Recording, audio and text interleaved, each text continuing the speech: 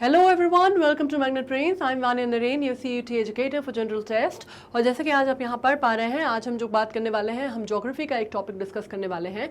एक नहीं, इनफैक्ट हम कई सारे टॉपिक डिस्कस करने वाले हैं अम्ब्रेला टर्म के अंडर।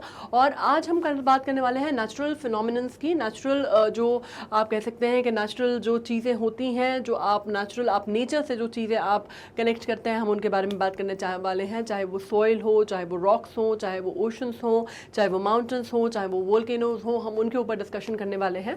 ऑफ कोर्स जैसा आप यहाँ पे पढ़ पा रहे हैं, ये कंप्लीट रिवीजन है। इसके अलावा अगर मैं आपसे बात करूँ तो आपको मालूम है कि मैग्नेट ब्रेन्स पे जब आप कोई भी चीज़ पढ़ते हैं, right, you don't have to pay anything. आपको कोई भी चीज़ पे नहीं करनी पड़ती, आपको क्वालिटी एजुकेशन मिलती है बिल्कुल free of cost. I mean free of cost से मेरा मतलब है कि आपको कोई भी पैकेज परचेज नहीं करना पड़ता, आपको कोई सब्सक्रिप्शन फीस नहीं देनी पड़ती, और आपको कोई 2 सब्जेक्ट या 2 चैप्टर पढ़ा के ये नहीं कहता कि अब आपको जो है हमारा सब्सक्रिप्शन लेना है ना, ये पार्ट नहीं होता। ठीक है, तो इसका मतलब ये है कि हम अपनी तरफ से पूरी मेहनत करते हैं, 100% देने की कोशिश करते हैं, और ये हम आपसे एक्सपेक्ट करते हैं एज ए रिजल्ट कि आप भी अपना 100% दें, क्योंकि जब तक दोनों तरफ से बात बराबर नहीं होगी तब तक जो रिजल्ट है वो हमें वैसा नहीं मिलेगा जैसे हम चाहते हैं या जिसके लिए हम प्रयास कर रहे हैं।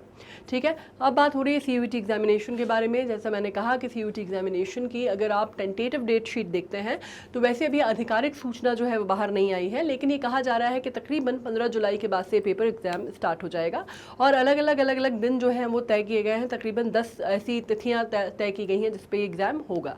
ठीक है, अक्रॉस इंडिया बहुत सारे स्टूडेंट्स ने भरा है, बहुत सारे एप्लीकेशंस आई हैं, कई लाख एप्लीकेशंस आई हैं। तो ऑफकोर्स एक दिन में एग्ज़ाम नहीं किया जा रहा, अलग अलग चरणों में किया जाएगा। लेकिन हमें एक चीज़ पता है कि ये एग्जामिनेशन, क्योंकि आपको मालूम है कि इतनी एप्लीकेशन आई है तो इतना कॉम्पिटिशन होगा कि अगर आपका एज, आप थोड़ा सा हायर एज नहीं रखेंगे और आप अगर अपना 100% नहीं देंगे तो बहुत मुश्किल हो जाएगा वो परसेंटेज आना या वो मार्किंग्स आना जो आपको अपने इच्छा अनुसार कॉलेज चुनने में मदद करेगा, या जो आपने कॉलेज का चयन किया है उसमें आपको पहुंचाने के लिए जो एक नंबर्स चाहिए, जो मार्किंग चाहिए, वो लाने में आपको बहुत टफ या बड़ा कड़ा कंपटीशन आपको मिलने वाला है। ठीक है, मैं डरा नहीं रही हूँ, लेकिन मैं आपको प्रिपेयर कर रही हूँ कि किस तरह का कंपटीशन है और कितना आपको अपने आप को मानसिक तौर पे और आपको वैसे भी कितनी पढ़ाई करनी है और कितना आपको अपने आप को तैयार रखना है। ठीक है, जितना आप प्रैक्टिस करते हैं, जितनी आप तैयारी करेंगे, उतना आपके लिए आसान होगा लॉन्ग रन में। अपार्ट फ्रॉम दिस, जैसे मैंने कहा कि हम ज्योग्राफी कर रहे हैं, हम इसको बहुत जल्दी करने वाले हैं। कंप्लीट रिवीजन है, बहुत ज़्यादा हम डिटेल में नहीं जाने वाले हैं। ऑब्जेक्टिव टाइप पेपर्स आएंगे, नेगेटिव मार्किंग भी होगी, तो हम एक मोटे तौर पे चीज़ें समझ लें ताकि हमें दिक्कत ना हो वहाँ पे। ठीक है, बाकी हम मॉक टेस्ट के थ्रू करने वाले हैं।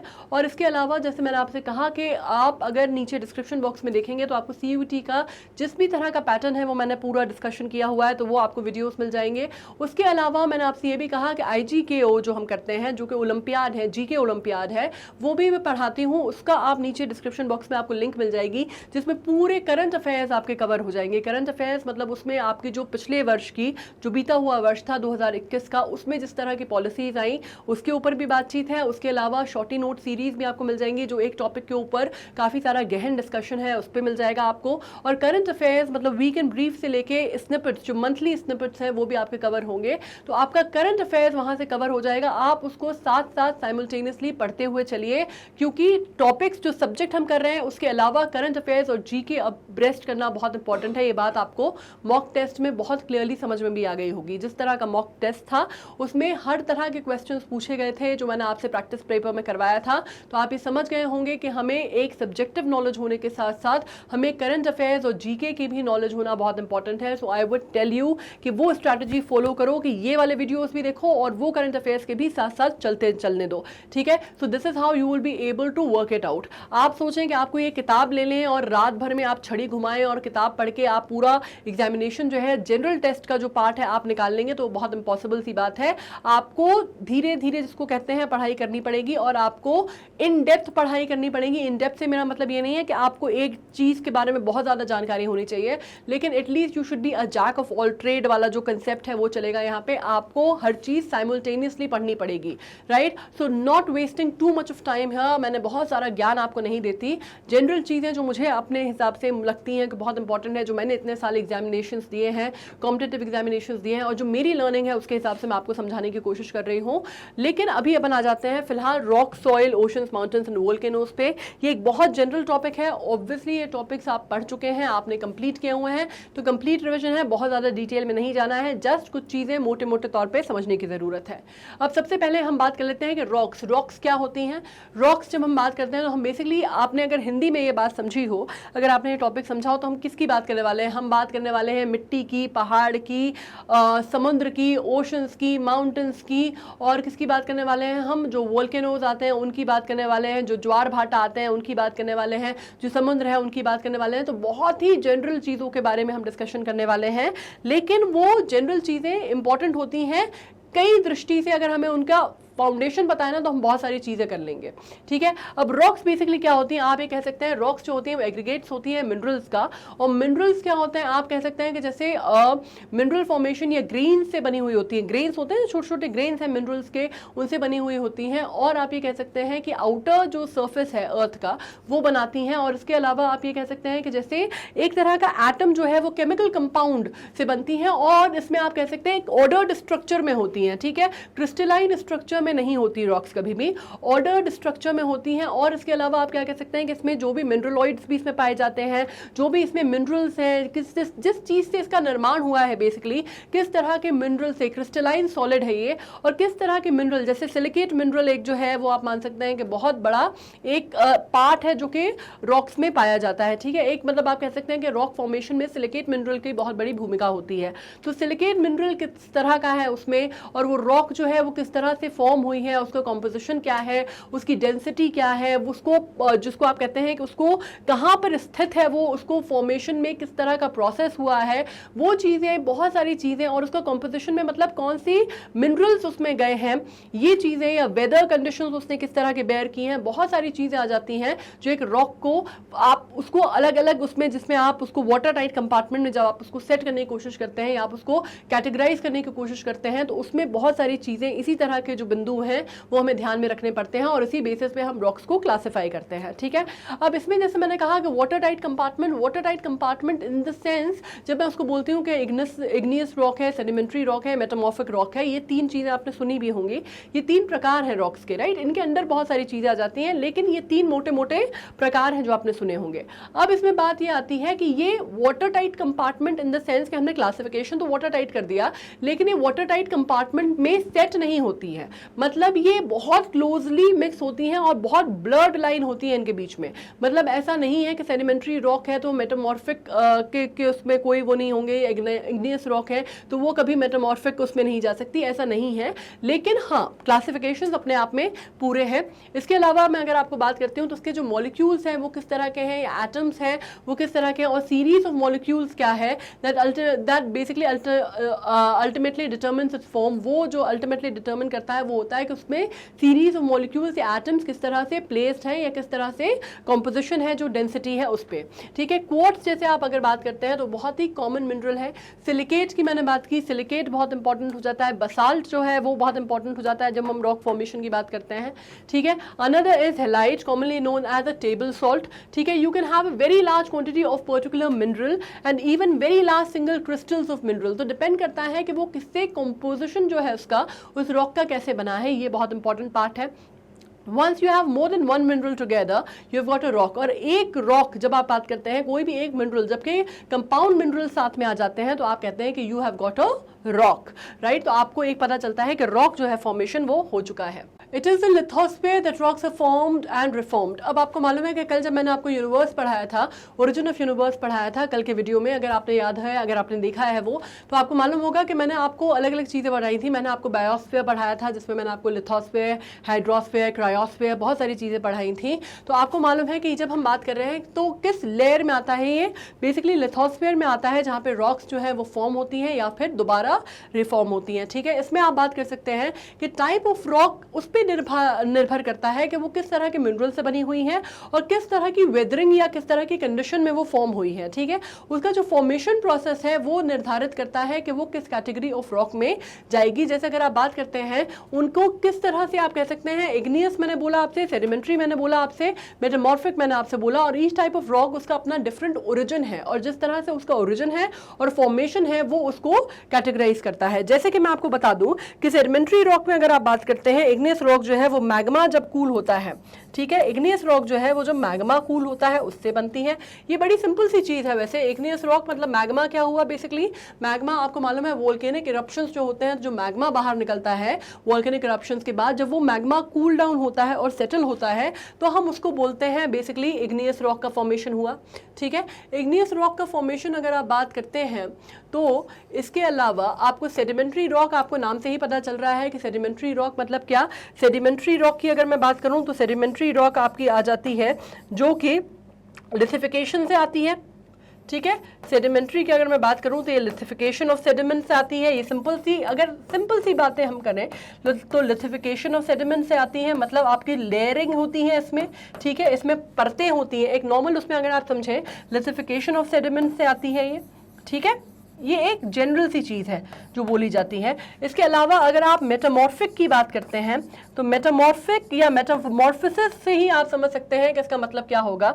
मेटामॉर्फिक रॉक की आप बात करें तो ये होती है जब बेसिकली हाई प्रेशर्स में सब्जेक्ट किए जाती है कोई रॉक या सरफेस जो है, रॉक को जब आप हाई प्रेशर में सब्जेक्ट करते हो, ठीक है, subjected to high pressure basically,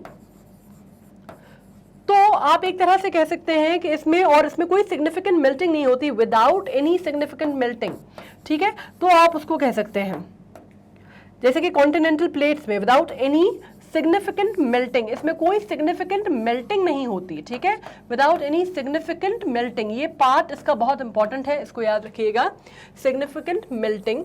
तो इसमें आप कह सकते हैं कौन सी रॉक्स फॉर्म हुई, मेटामॉर्फिक रॉक फॉर्म हुई।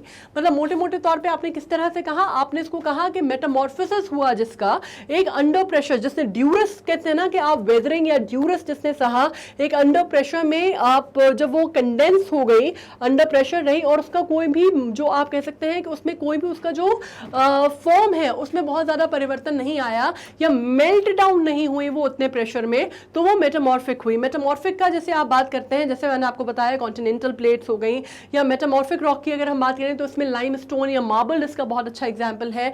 अगर आप इग्नियस रॉक्स की बात करते हैं तो इग्नियस रॉक्स में अगर आप देखते हैं तो ग्रेनाइट इसका बहुत अच्छा एग्जाम्पल माना जाता है। सेडिमेंट्री रॉक का मैं अगर आपको सबसे अच्छा एग्जाम्पल दूं तो मुझे लगता है सेडिमेंट्री रॉक, जो कि आप कह सकते हैं अगर आपने ग्रैंड कैनियन देखे हैं, अगर आपने यूएस के ग्रैंड कैनियन देखे हैं, बहुत बहुत फेमस हैं वो, अगर आपने ग्रैंड कैनियन देखे हैं, अगर आपने उनकी फोटोज भी देखी है तो आपको समझ में आएगा कि वो लेयरिंग आपको अलग अलग दिखाई देती है उनमें।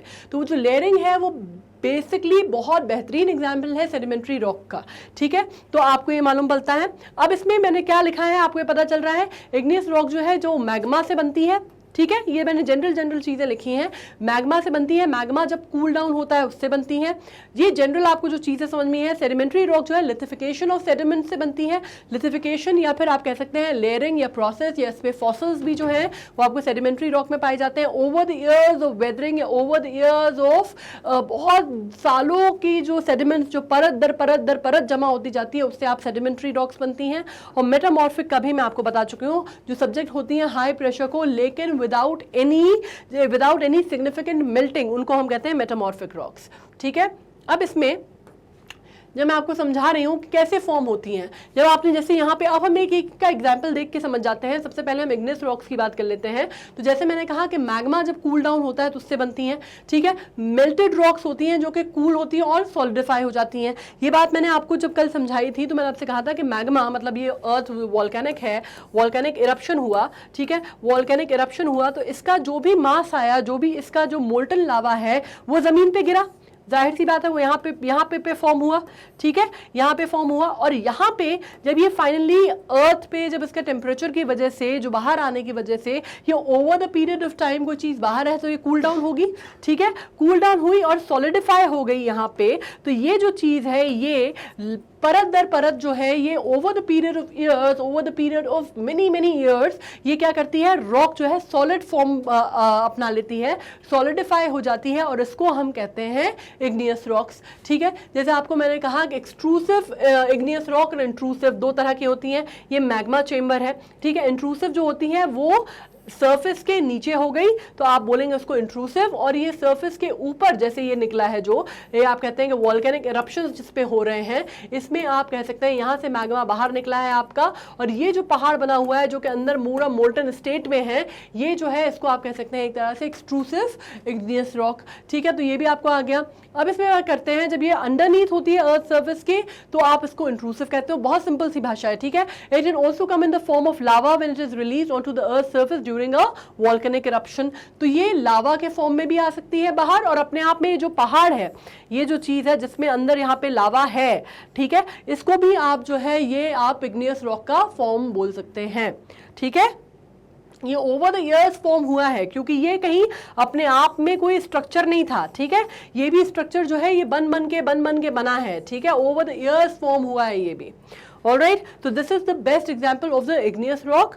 इसके अलावा जब हम बात करते हैं तो अगर हम एग्जाम्पल बात करते हैं इग्नियस रॉक की, तो आपको मालूम है ग्रेनाइट, जैसे मैंने कहा कि सबसे अच्छा एग्जाम्पल माना जाता है, प्यूमाइस माना जाता है इसका बहुत अच्छा एग्जाम्पल। प्यूमाइस फॉर इंस्टेंस अगर आप बात करते हैं तो ये कैसे फॉर्म होता है, जब lava is made of the melted rock, water, trapped gases ejected from the volcano during a violent eruption. जब एकदम से जब आप किसको बोलते हैं, जब ज्वालामुखी फूटता है ना, तो ज्वालामुखी जब फूटता है तो बहुत ही एकदम से कहते हैं आप कि वो एकदम से धीरे धीरे नहीं बहता, वो बहुत एक्सप्लोसिवली फूटता है। ठीक है, तो जब बहुत एक्सप्लोसिवली फूटता है तो वो जो वॉयलेंट इरप्शन होता है उससे बहुत सारी चीज़ें जो है वो इजेक्ट होती है एक साथ। उसमें आप कह सकते हैं कि मेल्टेड फॉर्म ऑफ रॉक रहता है, मिनरल्स रहते हैं, ट्रैप्ड गैसेज रहती हैं जो एक्सप्लोसिवली एकदम बाहर आती हैं, और as a ejected material undergoes very rapid cooling and depressurization. क्योंकि बहुत जैसे ही वो बाहर आया तो उसमें क्या हुआ, एक टेम्परेचर हुआ, बाहर का वातावरण में जैसे ही आया तो कूल डाउन होना चालू हुआ, डीप्रेशराइज हुआ, जो अंदर तक अभी तक दबा हुआ था, कंडेंस्ड मैटर था, वो बाहर आके उसकी जो एनर्जी है वो रिलीज हो गई। ठीक है, तो ट्रैप्ड गैसेस जो है वो एस्केप हो गई, और इसकी वजह से क्या हुआ, गैस बबल जो हुआ वो सॉलिडिफाई कर दिया उसने मटेरियल को, और वो सॉलिडिफाई हो गए पूरी तरह से, और ये इससे बनी आपकी इग्नियस रॉक।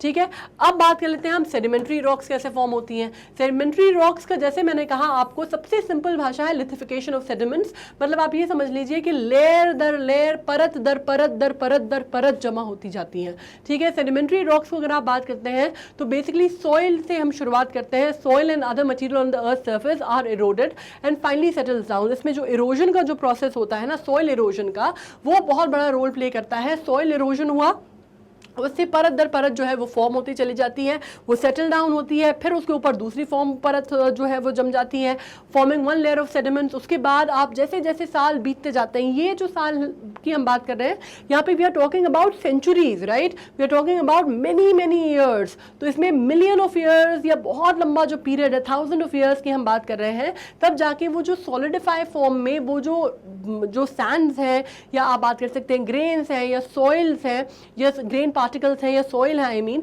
वो सॉलिडिफाई हो जाती है। ठीक है, और जैसे जैसे मटेरियल और ज़्यादा मटेरियल इरोड होता जाता है और सेटल होता जाता है पुरानी लेयर्स के ऊपर, है ना, एक लेयर जो है उसके ऊपर और फिर इरोड हुआ और सॉइल इरोजन हुआ और चीज़ें हुई, दूसरी लेयर फॉर्म हो गई, फिर इसी तरह का प्रोसेस चलता रहा ओवर द ईयर्स, फिर तीसरी लेयर फॉर्म हो गई। इस तरह से वो लेयर दर लेयर, परत दर परत जो है वो एक दूसरे के ऊपर जमा होती चली जाती है, और layer upon layer is formed. The lower layer undergoes intense pressure due to the weight of the upper layer eventually evolving into rocks. और होता क्या है कि जब ये रॉक्स का प्रेशर बहुत ज्यादा बढ़ जाता है, ये लेयर दर लेयर जब जमा होती चली जाती है, तो बात कोई 2, 4, 5, 10, 15 लेयर्स की नहीं हो रही है ना, we are talking about thousands of layers जो कि होती हैं। तो ऑब्वियसली आप सोचिए कि ऊपर जब लेयर बढ़ती जाती है, जो नीचे है उसके ऊपर कितना प्रेशर है, वो कितना प्रेशर जो है वो झेल रही है। तो क्या होता है, वो जो है वो अगर मिट्टी भी थी तो मिट्टी भी सॉलिडिफाई हो जाती है इतना प्रेशर झेलते झेलते झेलते झेलते। आप एक नॉर्मल सा एक्सपेरिमेंट करिए,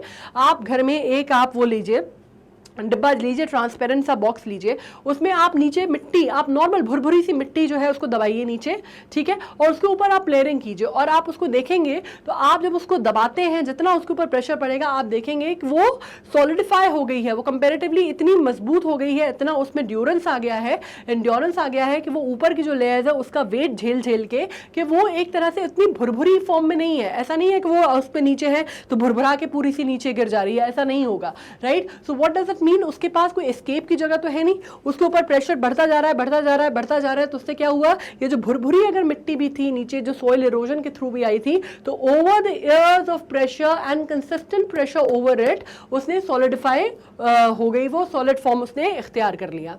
ठीक है, अब इसका एग्जाम्पल अगर मैं सेडिमेंट्री रॉक से लगाऊं तो सबसे बड़ा एग्जाम्पल इसका सैंडस्टोन हो सकता है, लाइमस्टोन, शेल, या अगर आप बात करते हैं जिप्सम, इसका बहुत नॉर्मल सा और बहुत नॉर्मली बहुत फेमस एग्जाम्पल माना जाता है। इसमें सैंडस्टोन अगर आप बात करते हैं तो ये इसमें डिस्पोजिशन होता है, डिपोजिशन होता है sand from beaches and reverse. तो मैंने आपसे कहा ना कई बार रेत हो या भुरभुरी मिट्टी हो तो वो भी अगर आप जमते जमते जमते जमते over the years of weathering वो सॉलिडिफाई हो जाती है। तो सैंडस्टोन क्या होता है, जो बीचेस या नदियों की जो रेत होती है वो धीरे धीरे धीरे धीरे जमते जमते ओवर ईयर्स जो है वो सॉलिडिफाई हो जाती है।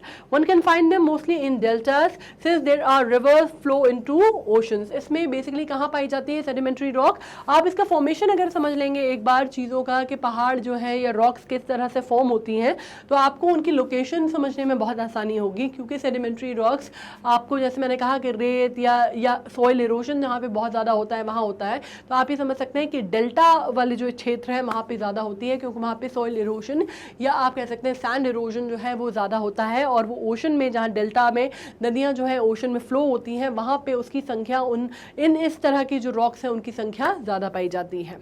ठीक है, अब मेटामॉर्फोसिस की बात कर लेते हैं। तो मेटामॉर्फिक रॉक्स कैसे आप कह सकते हैं कि कैसे फॉर्म होती हैं। इसमें सिंपल सी बात है, मेटामॉर्फोस होना किसी चीज़ का या सिंपली मॉर्फ होना का मतलब होता है अपना फॉर्म चेंज करना, है ना, सिंपल सी बात है। अगर मेटामॉर्फिक की अगर आप बात करेंगे तो मेटामॉर्फ होना किसी चीज़ को मतलब होता है कि एक चीज़ से दूसरी स्टेज में जाना और अपना फॉर्म जो है वो चेंज कर लेना। ठीक है, इसमें अगर आप बात करते हैं तो बेसिकली प्रोडक्ट होती हैं जिसका उन रॉक्स का जो कि over the period of time change हो गई हैं, over the period of time जिसमें इतना ज़्यादा हाई प्रेशर को वो सब्जेक्टेड रही हैं कि over the period of time उनकी प्रॉपर्टीज़ में चेंज आ गया है। ठीक है, इसमें अगर आप बात करते हैं मेटामॉर्फिक रॉक जो है ओरिजिनली आप बात कर सकते हैं कि वो हो सकता है वो इग्नियस रॉक के तौर पे शुरू हो, या आप बात कर सकते हैं कि हो सकता है वो सेडिमेंट्री रॉक हो और over the years of pressure या over the years of enduring high pressures और उसमें फिर वो सिग्निफिकेंट मेल्टिंग नहीं हो पाई या बाकी चीज़ें नहीं हो पाई और over the period of endurance and weathering वो चेंज हो गई और मेटामॉर्फ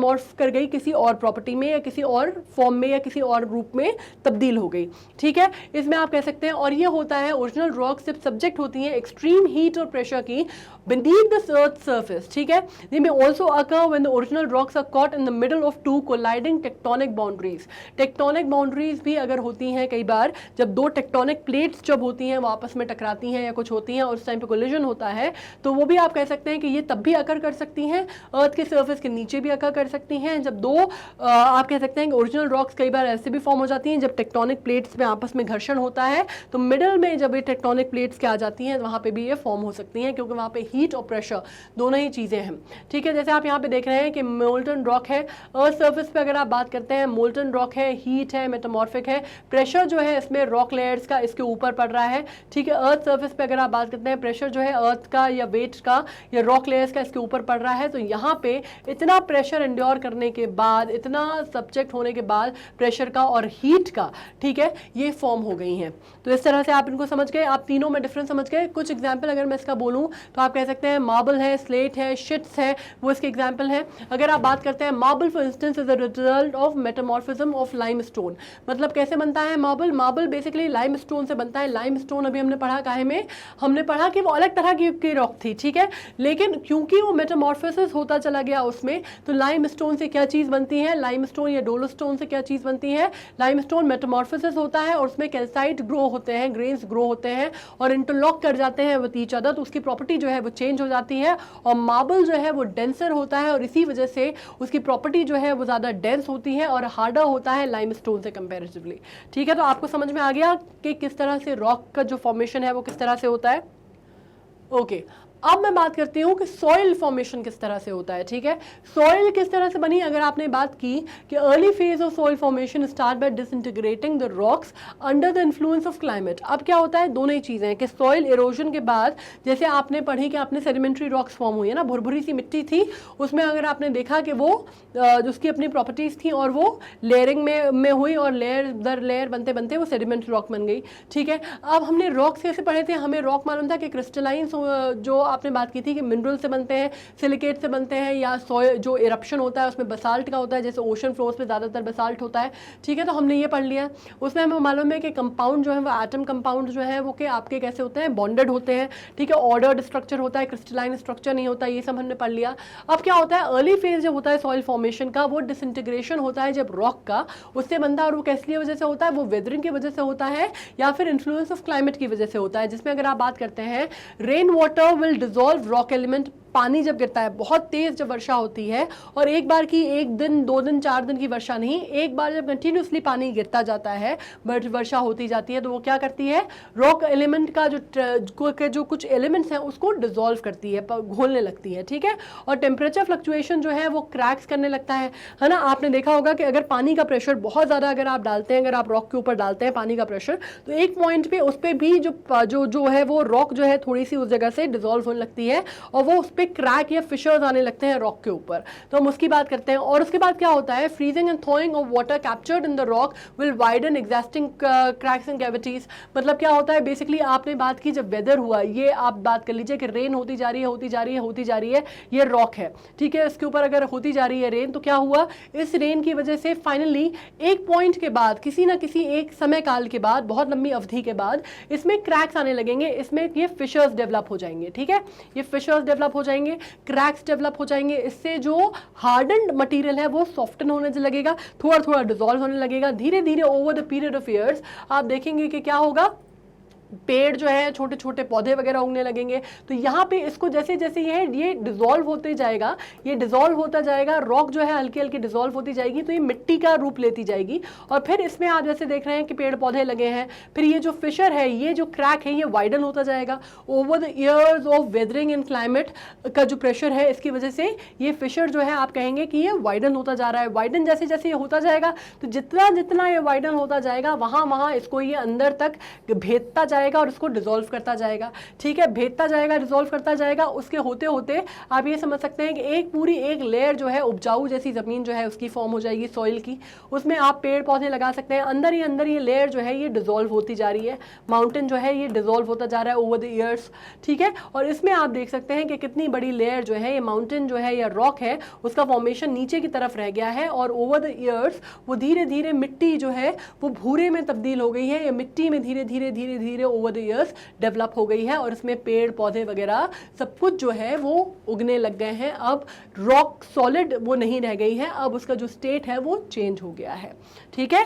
इस तरह से आपका रॉक फॉर्मेशन से आप बात कर सकते हैं कि किस तरह से हुआ, सॉइल फॉर्मेशन हुआ। इसमें pioneer vegetation at first lichens will settle and their roots will further loosen the rock. उसके बाद क्या हुआ, छोटे छोटे पेड़ पौधे जो उगे, उसकी वजह से क्या हुआ, उनकी जो रूट्स हैं, जो जड़ें नीचे फैलना चालू हुई, तो उन्होंने भी रॉक्स को अब दो तरह से हो गया कि ऊपर से पहले जो पानी की मार पड़ रही थी वो तो था ही, फिशर्स जो बन गए थे वो तो थे ही।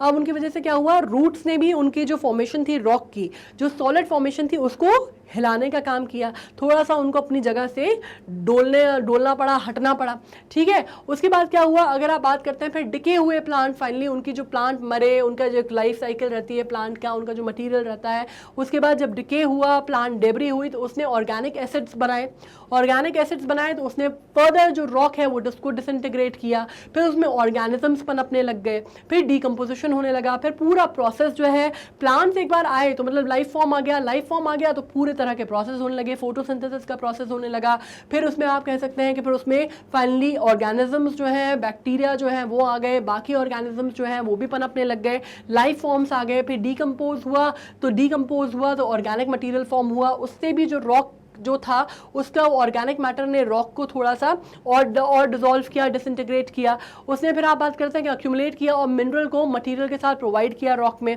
By the rock. Over time rock minerals जो है वो डिजोल्व हो गए और ट्रांसफॉर्म हो गए। ठीक है, तो आपको समझ में आया किस तरह से आप बात करते हैं कि रॉक से सॉइल का निर्माण किस तरह से होता है। This is how it happens. और element release from the rock will precipitate and new minerals may be formed. ठीक है, for example iron will be oxidized. जैसे आयरन है तो ओवर द ईयर्स क्या होगा, जब उस पर इतनी ज़्यादा वेदरिंग होगी तो वो ऑक्सीडाइज होगी। ठीक है, और प्रेसिपिटेट एज आयरन ऑक्सीडाइज और हाइड्रोक्साइड गिव ऑयल रेडिश और येलोइश टोन, या ब्राउनिश कलर मिलता है आपको जब आयरन ऑक्सीडाइज होती है उसके कारण। ठीक है, अगर आप सॉइल फौना की बात करते हैं, विल सेटल एंड मिक्स, जिसको बोलते हैं होमोजेनाइज होना। ठीक है, the soil will grow in depth थ्रूली newly form soil material at the bottom. और फिर धीरे धीरे जैसे जैसे वो सॉइल फॉर्म हो गई तो ओवर द ईयर्स वो सॉइल धीरे धीरे धीरे धीरे मैच्योर होती जाती है और पुरानी होती जाती है। मिट्टी जो है वो अपनी जगह बना लेती है और पुरानी हो जाती है। और उसने फाइनली आप बात कर सकते हैं कि वो डेप्थ पे या नीचे की तरफ जो है वो रॉक सिर्फ नीचे नीचे के ऊपर बच जाती हैं, नीचे नीचे की तरफ रह जाती हैं, ऊपर जो है वो मिट्टी का या सॉइल फॉर्मेशन हो जाता है। ठीक है, जब सफिशिएंट टाइम हो जाता है एक स्टेबल एनवायरनमेंट में, मतलब जब आप बहुत सारा जो समय है, जितना ज़रूरत का समय है जो चाहिए है, जब वो हो जाता है, एक स्टेबल एनवायरनमेंट जब मिल जाता है तो सॉइल जो है एक स्टडी स्टेट में रीच कर जाती है। ठीक है, एक स्टडी स्टेट आ जाती है तो उस टाइम पे क्या होता है, जो प्रोडक्शन होता है हमस का वो ऑलमोस्ट प्रोपोर्शनेट होता है, वो ऑलमोस्ट इक्वलेंट होता है। वेजिटेशन जो डाइंग वेजिटेशन होती है, डिकेइंग वेजिटेशन जो डेब्री होता है, जो बचा हुआ जो भाग होता है उसका लास्ट का, वो तकरीबन उतना ही हो जाता है जितना कंजम्पशन किया जाता है जो सॉइल माइक्रोब्स रहते हैं उनके द्वारा। ठीक है, तो आप कह सकते हैं जो फोना फ्लोरा या सॉइल माइक्रोब्स हैं जितना कंजम्पशन कर रहे हैं ऑलमोस्ट वो इक्वल प्रोपोर्शन में आ जाता है। और इसकी वजह से क्या होता है, इसकी वजह से ट्रांसफॉर्मेशन होता है रॉक मिनरल्स का सॉइल मिनरल्स में तब्दील हो जाते हैं वो। ठीक है, और इसकी वजह से आप ये कह सकते हैं कि जो अर्लियर फॉर्म सॉइल मिनरल थे वो उसके साथ एट पेस में चेंज होते हैं। जो तब्दीली होती है, जो आप कह सकते हैं जो परिवर्तन आ रहा है, जो चेंजेस आ रहे हैं वो एट पेस आ रहे हैं, वो किसी भी चीज़ को ओवर रन नहीं कर रहे हैं। ठीक है, तो उस रॉक मिनरल जो है वो सॉइल मिनरल में ट्रांसफॉर्म हो रहे हैं और they are keeping at pace, they are keeping pace with the removal of earlier form soil mineral. तो इसके कारण आप ये कह सकते हैं कि स्लो सरफेस वॉश जो होती है टॉप सॉइल की is matched by new formation of soil material, जिसका आप कह सकते हैं जो कि बेड रॉक से आया है। ठीक है, आप ये समझ गए। Slow surface wash off top soil का जो वॉश होता है वो मैच करता है काहे से, नए फॉर्मेशन से सॉइल के, जो कि आपको बेड रॉक से मिला है। और अब आप कह सकते हैं कि सॉइल जो है एक तरह से पुरानी हो गई है या एज्ड हो गई है ओवर द ईयर्स। ठीक है, तो आपको समझ में आया कि सॉइल कैसे मैच्योर और एज्ड होती है, ये किस तरह से निर्मित होती है या किस तरह से बनती है, और किस तरह से रॉक मिनरल जो है वो सॉइल मिनरल में तब्दील होते हैं। हमने ये सब चीज़ें पढ़ ली हैं। तो अब आपको I am sure rock and soil का जो पार्ट है वो क्लियर रहा होगा। बहुत ज़्यादा इसमें टेक्निकल उसमें नहीं जाना है, हमें सिर्फ चीज़ें समझनी है कि ये जो साइकिल है ये इंटरचेंजेबल साइकिल है और जो रोटेशन में चल रही है। ठीक है, रॉक्स जो है बेसिकली वो सॉइल का निर्माण करते हैं, सॉइल जो है बेसिकली आगे जाके जब वो सेडिमेंट्स होते जाते हैं तो उस पर बड़े बड़े रॉक्स जो है उनका निर्माण होता है। ठीक है, मतलब सेडिमेंट्री रॉक्स का निर्माण जो है वो इस तरह से होता है। तो ये साइकिल जो है ये चलती रहती है over the years, natural phenomena है, नेचुरल प्रोसेस के थ्रू ये साइकिल चलती रहती है। अब अपन आ जाते हैं नेक्स्ट पे, अपन बात करते हैं ओशंस की। ओशंस जो समंदर होते हैं वो आपको मालूम है महासागरों की बात हो रही है। महासागर अगर हम बात करते हैं तो आपको मालूम है कि ये कैसे बने थे, किस तरह से बने थे। जब मैंने आपको ओरिजिन ऑफ द यूनिवर्स पढ़ाया था मैंने आपको बताया था कि किस तरह से जो शेल्फ थे या जिनको आप बोलते हैं कि जो क्रेटर्स थे, जो गड्ढे थे, वो किस तरह पानी से भरे थे। ये सब मैंने आपको यूनिवर्स की जो उत्पत्ति हुई थी उसमें बताया है। अब मैं आपको बता दूं कि जब हम एटमॉस्फेयर पढ़ रहे थे अर्थ का, ये बाकी सारी चीज़ें जब हम पढ़ रहे थे, जब हम सारे प्लैनेट्स के फॉर्मेशंस पढ़ रहे थे या उनके कॉम्पोजिशंस पढ़ रहे थे, तब मैंने आपको बताया था कि अर्थ जो है अगर आप उसको ब्लू प्लैनेट कहते हैं तो नेपट्यून के बारे में मैंने आपको बताया था, लेकिन नेपट्यून की चीज़ें अलग थी। नेपट्यून में एटमॉस्फेयर बहुत अलग था, नेपट्यून बहुत ठंडा प्लैनेट है, that is completely different thing. ठीक है, लेकिन अगर हम बात करते हैं अर्थ की, तो अर्थ को अगर आप बोलते हैं तो वाटरी प्लैनेट कहा जाता है। क्यों? क्योंकि इस पे ही हमारा जो अर्थ है उस पे ही 70% जो है वाटर है। ठीक है, अब इसमें बहुत सारे रीजंस थे जब मैंने आपको पढ़ाया था कि किस तरह से पहले तो हॉट बॉल थी वो, वो, ठीक है, जिस बहुत ज़्यादा गर्म बॉल थी जब आप बात करते हैं, जब वो घर्षण से बनी थी, फिर उसके बाद वो आइस एज आ जाती है, किस तरह से फिर वो जब कूल डाउन का प्रोसेस होता है, फिर उसमें किस तरह से कंडेंसेशन का, एवापोरेशन का, फिर प्रेसिपिटेशन होता है, फिर किस तरह से सब्लिमेशन वगैरह होता है, ट्रांसपिरेशन होता है प्लांट्स वगैरह का, वो हमने पूरा डिस्कशन किया था। तो वो आपको क्लियर है कि फॉर्मेशन कैसे हुआ, ठीक है। अब मैं आपको बता दूं कि अर्थ जो है अकेला प्लैनेट है सोलर सिस्टम का, जिसको आप कह सकते हैं जिसमें पानी इतनी मात्रा में है। मैं ये तो नहीं कहूंगी कि अभी इस पर क्योंकि शोध चल रहा है कि अकेला प्लैनेट है जिसपे पानी है, इसके ऊपर तो अभी बहुत सारा शोध जो है वो चल रहा है, बहुत सारे साइंटिस्ट जो इस पे लगे हुए हैं। लेकिन हाँ, ये बात तय है कि अकेला ऐसा प्लैनेट है जिसपे इतनी मात्रा में पानी है, इतनी अबंडेंस में पानी है, तकरीबन 71% जो है अर्थ वो पानी से बना हुआ है, ये आप जानते हैं, ठीक है। अगर आप इसमें बात करते हैं ओशंस या महासागर, हम किसको कहते हैं? महासागर हम कहते हैं जो पूरा एक जो body of ocean, body of water है, एक सिंगल बॉडी ऑफ वाटर है, जो large single body of water है आप बात कर सकते हैं, या कंटिन्यूअस बॉडी ऑफ वाटर है जिसको आप बोलते हैं, जो कि लैंड मास को, जो अर्थ का जो लैंड मास है उसको जो कवर करता है, उसकी हम बात कर रहे हैं, उसको हम बोलते हैं बेसिकली ओशंस, ठीक है। उसके अलावा आप बात कर सकते हैं ये अगर हम कितना एरिया कवर करते हैं अर्थ का, अगर हम बात करते हैं तो जैसे मैंने आपको कहा था कि हम ग्लोब अगर देखें तो उसको ग्लोब को हम इक्वेटर से दो पार्ट में डिवाइड करते हैं, नॉर्दर्न हेमिस्फीयर और सदर्न हेमिस्फीयर। तो सदर्न हेमिस्फीयर में अगर देखते हैं तो 4/5 जो है, 4/5 पार्ट जो है अगर आप बात करते हैं तो वो 4/5 पार्ट जो है आप बात कर सकते हैं तो वो सदर्न हेमिस्फीयर का, और 3/5 पार्ट जो है वो नॉर्दर्न हेमिस्फीयर का कवर करता है, ठीक है। तो ये इंपॉर्टेंट क्वेश्चन है, ये आ सकता है, ये पूछा जाता है कि कितना पार्ट जो है सदर्न और नॉर्दर्न हेमिस्फीयर का ओशंस कवर करते हैं। अब ओशंस में जब मैं बात करती हूँ तो आपको मालूम है कि हम बेसिकली किनकी बात करते हैं, 97.2% अगर आप बात करते हैं तो वर्ल्ड का जो टोटल पानी है वो ओशंस में है, ठीक है। इसमें हमने डिस्कशन किया था कि फ्रेश वाटर जो है आप तकरीबन मान सकते हैं कि 1% जो है फ्रेश वाटर जो नदी, नालों, लेक, तालाब वगैरह में है, बाकी जो है वो ग्लेशियर के फॉर्म में जमा हुआ पानी है, फ्रोजन फॉर्म में है, ये भी हम डिस्कशन कर चुके हैं, ठीक है। अगर हम प्रिंसिपल ओशंस की बात करते हैं वर्ल्ड में तो आप बात करते हैं they are separated on the large of the geographical locations, उनमें कोई वाटर टाइट कंपार्टमेंट नहीं है। ऐसा नहीं है कि यहाँ पे पैसिफिक ओशन खत्म हो गया और यहाँ पे हमने बाउंड्री खींच दी और यहाँ से अटलांटिक ओशन चालू हुआ, लेकिन इनके नाम जो है हमने काहे पे रखे हुए हैं, इनके नाम काहे से, हम बाउंड्री कैसे समझते हैं, जब हमने ग्लोब पे बहुत सारी कुछ ना इमेजिनरी लाइंस खींची हुई है, ये आपको मालूम है। चाहे आप इक्वेटर की बात कर लीजिए, चाहे आप नॉर्दर्न साउथ सदर्न हेमिस्फीयर की बात कर लीजिए, चाहे लैटिट्यूड लॉन्गिट्यूड की बात कर लीजिए, चाहे आप GMT की बात कर लीजिए, या आप किसी भी चीज़ की बात कर लीजिए इस तरह की, या Tropic of Cancer, Tropic of Capricorn, equator की बात कर लीजिए, ये इमेजिनरी लाइंस हैं जो हमने ग्लोब पे अपनी अंडरस्टैंडिंग के लिए समझी हुई हैं, खींची हुई हैं, ठीक है। ये डायरेक्शंस, ये ज्योग्राफिकल लोकेशंस को समझने के लिए हमने खींची हुई हैं, या हमें टाइम फ्रेम जो है उसको समझने के लिए हमने खींची हुई है, राइट। तो बिल्कुल उसी तरह हमने ज्योग्राफिकल लोकेशंस के बेसिस पे हमने उनके नाम रखे हुए हैं। इसमें आपको बात करनी है कौन कौन से नाम है, पैसिफिक ओशन है, अटलांटिक ओशन है, आर्कटिक ओशन है और इंडियन ओशन है। इंडियन ओशन अकेला ऐसा ओशन है जो कि किसी कंट्री के नाम के ऊपर रखा गया है। आपको मालूम है इंडिया जो है पेनिनसुलर कंट्री है, और हमारे जो नीचे का जो एरिया है जिसको हम बोलते हैं IOR भी बोला जाता है, उसको हम अगर अपनी लैंग्वेज में बोले IOR मतलब इंडियन ओशन रीजन कहलाता है, वो नीचे का जो पूरा क्षेत्र है वो इंडियन ओशन का रेंज है, वो आपको मालूम है अकेला ऐसा ओशन है जो कि किसी देश के नाम के ऊपर रखा गया है। इसके बाद जब हम बात करते हैं पैसिफिक ओशन की, इंडियन ओशन की, अटलांटिक की, आर्कटिक की, ये और इसमें और भी छोटे छोटे जो समंदर हैं या इनलैंड ओशंस भी हैं, इनलैंड सीज भी हैं, जो कि आप बात कर सकते हैं काफ़ी छोटे छोटे सीज हैं, जैसे ब्लैक सी आप बात कर लीजिए, या आप बात कर लीजिए मेडिटेरेनियन की बात कर लीजिए, कुछ ऐसे सीज हैं जो कि बीच में है, लैंडलॉक्ड है, या फिर सीज हैं बीच में है, या अरेबियन सी की बात कर लीजिए, राइट। उसमें बात कर लेते हैं इनलैंड सीज हैं या आर्म्स हैं of the oceans are counted within these 4 main ocean, लेकिन उनको भी आप इन्हीं 4 ओशंस में काउंट करते हो, 4 ओशंस आप कंसिडर करते हो इन्हें, और जो भी कंसिडर आप कर रहे हो, बाकी जो भी इनलैंड ओशंस हैं, इनलैंड सीज वगैरह हैं, वो आप इसी में काउंट करते हो, ठीक है। अब इसमें अगर हम बात कर लेते हैं टाइड्स की, तो टाइड्स जो है वो बहुत लॉन्ग पीरियड, अब मैं आपको बता दूं कि ओशंस अभी हम और ज़्यादा डिस्कशन करने वाले हैं। ओशंस में हम स्पेसिफिकली डिस्कशन करने वाले हैं जहाँ पे हम पैसिफिक की, अटलांटिक की, आर्कटिक की और इंडियन ओशन की बात करने वाले हैं। बहुत डिटेल में नहीं है, लेकिन जनरल चीज़ें जो इनकी इंपॉर्टेंट है वो हम बात कर लें।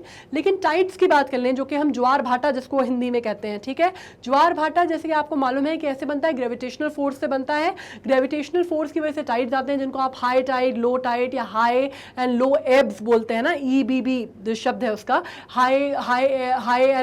हाईज एंड एब्स ऐसा बोला जाता है उसको, ठीक है। तो इसको आप बात करते हैं, जब टाइड्स जो है बेसिकली वो लॉन्ग पीरियड वेव्स होती हैं जो कि ओशन में चलती हैं through the oceans in response to the gravitational force. और ये किस वजह से, किससे ये वो होती हैं, किससे ये संचालित होती हैं या किससे ये इन्फ्लुएंस होती हैं, ये ग्रेविटेशनल पुल से होती हैं, जो कि मून का और सन का या सोलर प्लैनेट्स का या प्लानिटरी पोजीशन से, और स्पेशली किनकी पोजीशन से होती है, मून की या सन की जो ग्रेविटेशनल फोर्स है उससे ये इन्फ्लुएंस होती हैं, ठीक है। इसमें अगर आप बात करते हैं तो टाइड्स ओरिजिनेट करती हैं ओशंस में और प्रोग्रेस करती हैं टुवर्ड्स कोस्ट लाइन, मतलब मिडिल ऑफ द ओशन से स्टार्ट करके ये कोस्ट लाइन तक, ये शोर एरियाज तक जो है ये प्रोग्रेस करती हैं।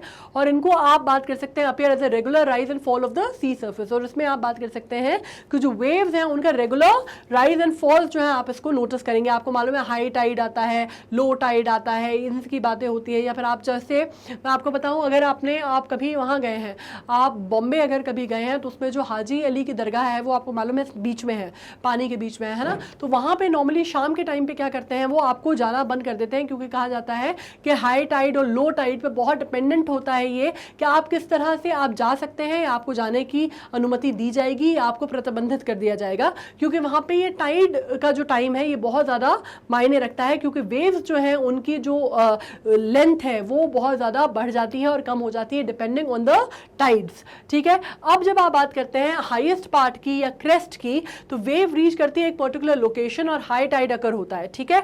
इसी तरह जब लो टाइड होता है तो करस्पॉन्ड करती है lowest part of the wave को और इट्स ट्रफ। ट्रफ क्या होता है, जैसे ये है तो ये जो है ना, दो लोवेस्ट पॉइंट जो होता है दो हायर पॉइंट्स के बीच में, उसको ट्रफ बोलते हैं, राइट। और आप कह सकते हैं इसको, आप एक तरह से आप लोवेस्ट पॉइंट बोल सकते हैं, या इसको अगर आप हिंदी में बोलें तो उसको गर्त बोलेंगे, ठीक है।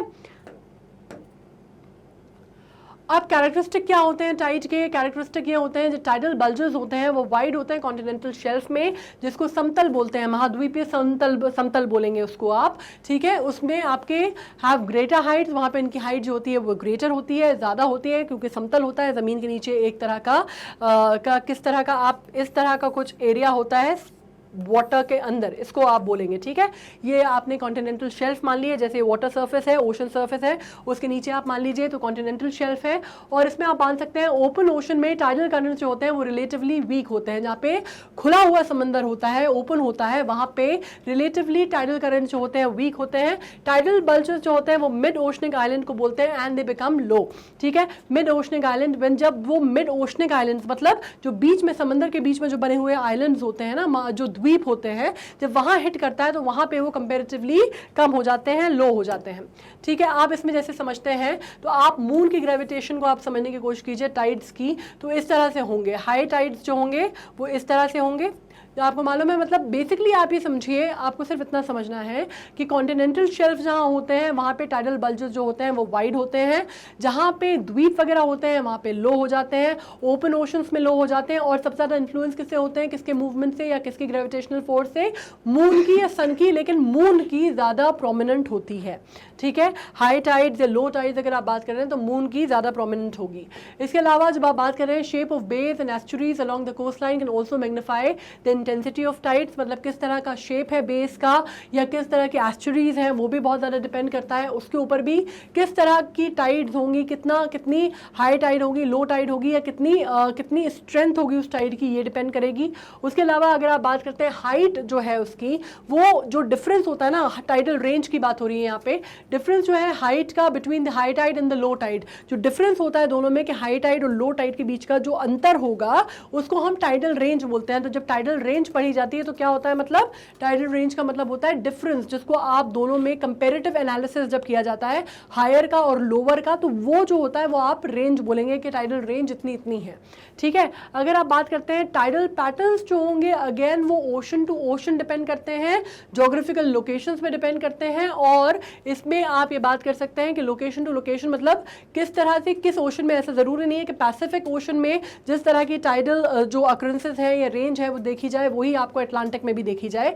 ये बहुत ज़्यादा निर्भर करती है, आप एक तरह से कह सकते हैं पोजिशनिंग पे और लोकेशंस पे, ठीक है। तो ये चीज़ आपको क्लियर हो गई है। अब हम बात करते हैं अटलांटिक ओशन की। अटलांटिक ओशन कहाँ पर है? अटलांटिक ओशन आप जैसे समझ पा रहे हैं, ये Europe, north America, south America, Africa, ये जो एरिया है ना, इसको कवर करता है। ठीक है, इसमें एक बड़ा सा एस बनता है, उसके लिए नॉर्मली इसको आप पहचान सकते हैं, जो बड़ा सा एस बनता है वो जो है अटलांटिक ओशन है। ठीक है, अटलांटिक ओशन जैसे कि लोकेशन उसकी मैंने आपको बताई दी है, north America, south America, Africa, Europe, इसके जो बीच का एरिया है उसमें बनता है, वेस्ट और यूरोप का बनता है। और इसका कवर अगर आप बात करते हैं एरिया, तो आप अप्रोक्सीमेशन में मान सकते हैं, वैसे गूगल पे जो अगर आप देखेंगे तो आपको यही मिलेगा। इसको अलग अलग साइट्स पे आप देखेंगे तो अलग अलग आपको चीज़ें मिलेंगी, क्योंकि एग्जैक्ट जो है वो एरिया नहीं है, अप्रोक्सीमेशन में है। और इसका एरिया आप मान सकते हैं कि 10 करोड़ 64 लाख 60,000 स्क्वायर किलोमीटर्स का क्षेत्र जो है वो इसका कवर होता है। ठीक है, और इसको आप बोल सकते हैं कि 1/6 जो है जोग्राफिकल लोकेशन अगर आप बात करते हैं ग्लोब की, और बात करते हैं half of the area of the Pacific ocean. Not exactly half तो नहीं कहेंगे इसको, हाफ से ज़्यादा ही है, क्योंकि हाफ आप कह सकते हैं कि अटलांटिक ओशन की जब बात हो रही है तो अगर आप उसको 10 करोड़ मान रहे हैं तो पैसिफिक की तकरीबन बोली जाती है कि 16 से 17 करोड़ के बीच का स्क्वायर किलोमीटर का एरिया है, मतलब 16 करोड़ 54 लाख स्क्वायर किलोमीटर का एरिया माना जाता है। तो तकरीबन हाफ से ज़्यादा कहीं आप मानेंगे अटलांटिक का। ठीक है, एस शेप जैसे मैंने कहा, ये एस शेप बन रहा है ना, ये एस शेप जो है इंडिकेट करता है फैक्ट दैट लैंड मासेस जो थे वो basically either side were once continuous part, या आप मान सकते हैं कि एक साथ थे ये लैंड मासेस, कंटीन्यूअस पार्ट में थे। और जैसे जैसे कॉन्टिनेंटल ड्रिफ्ट हुआ, ये जिसको आप बोलते हैं कि टेक्टोनिक प्लेट्स में मूवमेंट हुआ और वो जो टूट के अलग होने लगे, लैंड मासेस जब अलग हुए, तो उसमें आप कह सकते हैं कि उस वजह से, इसकी ड्रिफ्टिंग की वजह से, जो ड्रिफ्टिंग अपार्ट हुए हैं कॉन्टिनेंट्स के, उनकी वजह से आप कह सकते हैं कि अटलांटिक ओशन जो है वो फॉर्म हुआ। और प्लेटोनिक जो है, प्लेट्स जो है टेक्टोनिक मूवमेंट की वजह से जो अलग हुई हैं, और लैंड मास अलग अलग जो बने हैं, उसके वजह से यहाँ पे एक तरह से आप कह सकते हैं कि क्रेटर का निर्माण हुआ,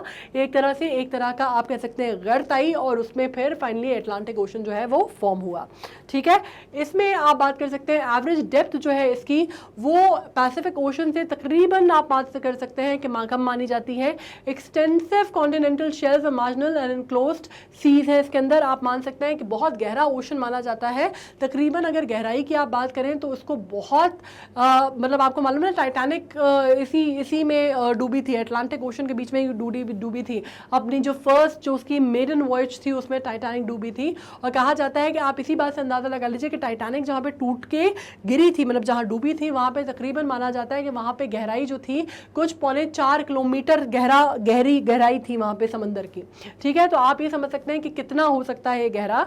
इसमें से अगर आप बात करते हैं तो about 24% of Atlantic Ocean is less than 915 meter deep. हालांकि बहुत कम जगहों पर ऐसा है, लेकिन आप ये बात कर सकते हैं कि कई जगहों पर इसकी गहराई जो है वो बहुत काफ़ी कम है, 915 मीटर के आसपास ही है, लेकिन कई जगहों पे बहुत गहरी है। जैसे मैंने कहा कि 3.5-4 किलोमीटर गहरी थी जहाँ पे टाइटैनिक डूबी थी वहाँ पर। ठीक है, तो आप ये बात कर सकते हैं। उसके अलावा जब आप बात करते हैं अटलांटिक ओशन की, ये तकरीबन माना जाता है 700 मिलियन साल पहले जो है ये सी फ्लोर की जो सेपरेटिंग है उसकी वजह से फॉर्म हुआ था। एंड अगेन ये हमने ओरिजिन ऑफ द यूनिवर्स में काफ़ी कुछ इसका जो फिनोमेना पढ़ा है, वही सेम फॉर्मूला या सेम फिनोमेना जो है वो यहाँ पे भी अकर करता है। ठीक है, अब बात कर लेते हैं हम पैसिफिक ओशन की।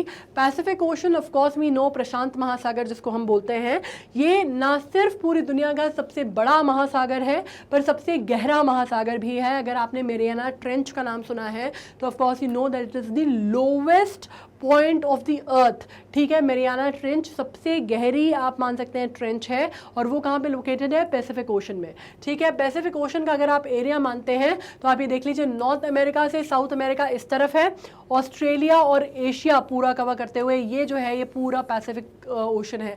अगर आप ग्लोब में देखेंगे तो आपको पैसिफिक ओशन बहुत क्लियरली नजर आए। अब इसमें अगर बात करते हैं हम, द पैसिफिक ओशन जो है जैसे मैंने कहा कि लार्जेस्ट है।